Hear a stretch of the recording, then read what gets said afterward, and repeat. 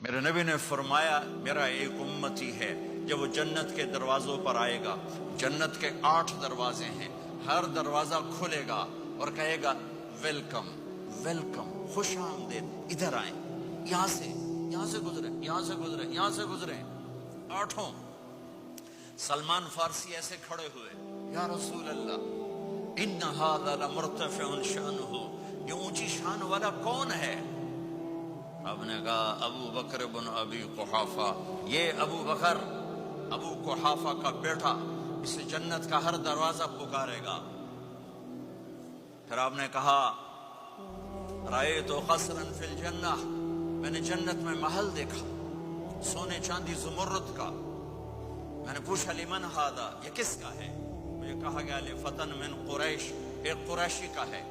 فظننت انہ لی، میں سمجھا یہ میرا ہے۔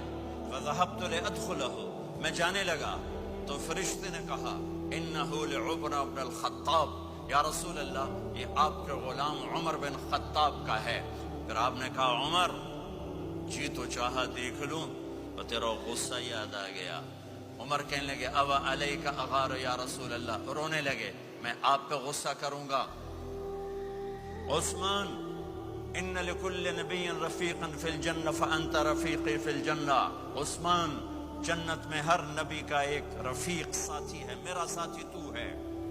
یا علی اترضی ان یکون منزلک مقابل منزلی فی الجنہ، وہ میں نے پہلے بتا دیا، علی جنت میں تیرا گھر میرے گھر کے سامنے ہے۔ یا طلحۃ و یا زبیر ان لکل نبی حواری فی الجنہ وانتما حواری فی الجنہ، اے طلحہ اے زبیر جنت میں ہر نبی کا ایک خادم، میرے 2 خادم، ایک طلحہ ایک زبیر۔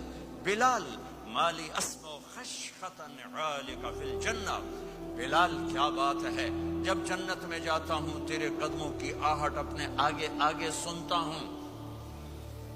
جنت میں پہنچا، دوسرا آپ نے فرمایا جنت میں گیا، میں نے قرآن کی تلاوت سنی، میں نے کہا یہ کون تلاوت کر رہا ہے؟ کہا جی حارثہ بن نعمان کر رہے ہیں۔ حارثہ بن نعمان وہ تو مدینے میں بیٹھا ہوا ہے، ابھی مرا تو نہیں، ابھی جنت میں تو آیا نہیں، تو یہ آواز کیسی ہے؟ آپ 8-10 ہزار کا مجمع ہے، کتنا ساؤنڈ سسٹم لگا ہوا ہے، اور 500 کلومیٹر کے بعد ہوا کوئی نہیں ہے تو ساؤنڈ سفر ہی نہیں کر سکتی، آواز سفر ہی نہیں کر سکتی۔ حارثہ بن نعمان نے کون سا ساؤنڈ سسٹم لگایا تھا کہ مدینے میں بیٹھ کے تلاوت کرے اور جنت میں اس کی ساری جنت کو آواز سنائی دے؟ تو حارثہ کے پاس کون سا ساؤنڈ